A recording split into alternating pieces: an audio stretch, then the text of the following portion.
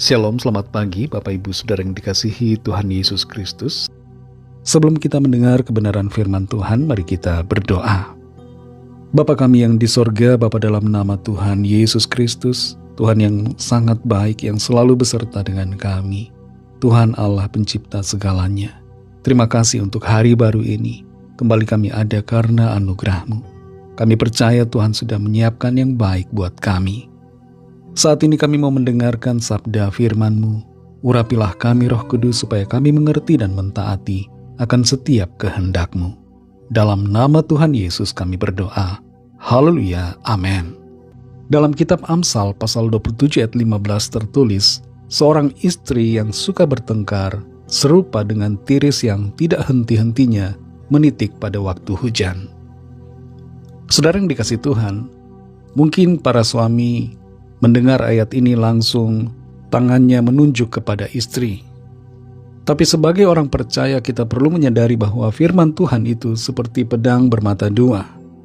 Jadi bukan hanya untuk orang lain saja, tapi untuk diri kita juga. Walaupun ayat ini secara hurufiah menyatakan tentang istri yang suka bertengkar, tapi ayat firman Tuhan ini pada hakikatnya berbicara juga untuk para suami. Sebab ada banyak juga suami-suami yang suka bertengkar. Ada rumah tangga, keluarga yang setiap hari diwarnai dengan pertengkaran. Saat di mana tidak ada pertengkaran hanya ketika tidur pada malam hari. Atau saat sedang tidak bersama-sama. Suami sedang di kantor atau istri sedang di kantor. Dan tidak bersama-sama berada di satu tempat. Itu saat di mana tidak ada pertengkaran. Kondisi yang demikian tentu tidak baik, saudara. Dalam rumah tangga seharusnya ada kedamaian, bukan pertengkaran. Hanya saja memang dalam kenyataan ada saja rumah tangga, keluarga di mana salah satu pasangan senang untuk bertengkar. Entah itu istri atau suami. Masalah yang kecil bisa menjadi besar. Apalagi masalah yang besar, tambah besar lagi, dan tidak selesai-selesai, selalu dipermasalahkan, selalu dipertengkarkan. Dalam kitab Amsal ini, pasal 27 ayat 15 dikatakan, seorang istri yang suka bertengkar, serupa dengan tiris yang tidak henti-hentinya menitik pada waktu hujan. Pasangan hidup yang suka bertengkar, entah itu istri atau suami, atau kedua-duanya, itu ibarat seperti membuat atap rumah menjadi bolong. Dikatakan di sini serupa dengan tiris yang tidak henti-hentinya menitik pada waktu hujan. Bayangkan atap rumah yang bocor, saudara, genteng bocor, dan selalu ada rembesan air yang masuk ke dalam rumah. Awal-awalnya mungkin tidak terganggu, tapi lama-kelamaan air rembesan dari atap bocor itu karena hujan semakin banyak, butuh ember untuk menampungnya, atau butuh kain pel untuk mengeringkannya. Kalau dibiarkan atap yang bocor itu lama-lama akan semakin lebar ukuran bocornya. Dan hal ini berbicara tentang kondisi rumah tangga yang tidak baik-baik saja. Kondisi rumah tangga yang bisa perlahan-lahan hancur karena pertengkaran. Sebenarnya pertengkaran itu hal yang manusiawi, saudara, karena bisa ada kesalahpahaman.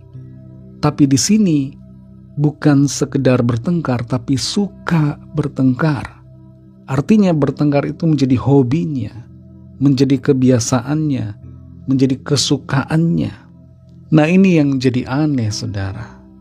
Seorang istri ataupun suami yang suka bertengkar perlu menyadari bahwa dirinya sebenarnya sedang menghancurkan rumah tangga. Kalau ada di antara suami dan istri, siapapun yang mendengar renungan pada saat ini, yang suka bertengkar, mari koreksi diri. Mungkin ada kepahitan, mungkin ada dendam, mungkin ada hal-hal yang mengganggu di dalam hati, yang selama ini membuat tidak tenang, tidak damai, tidak ada kasih dan pengampunan. Ada kepahitan-kepahitan yang dipendam dari masa lalu.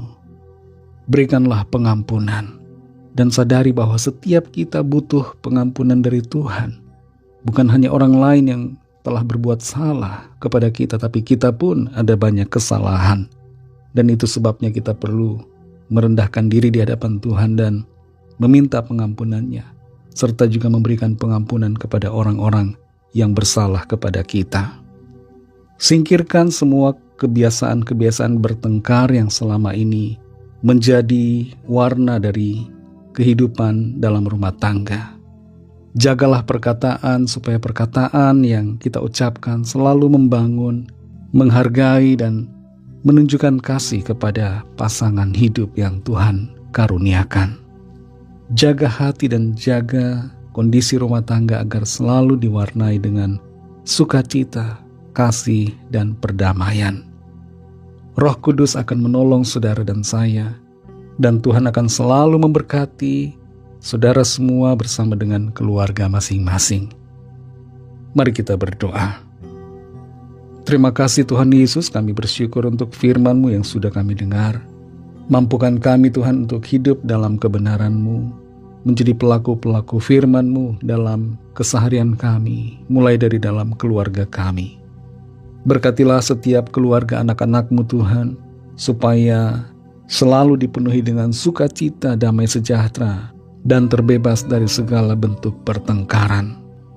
Penuhi setiap hati kami dengan kasih-Mu Tuhan, sehingga kami mengasihi pasangan hidup kami, dan senantiasa hidup satu sama lain dalam kedamaian. Terima kasih Tuhan. Dalam nama-Mu yang kudus, nama Tuhan Yesus Kristus, kami sudah berdoa dan mengucap syukur. Haleluya. Amin.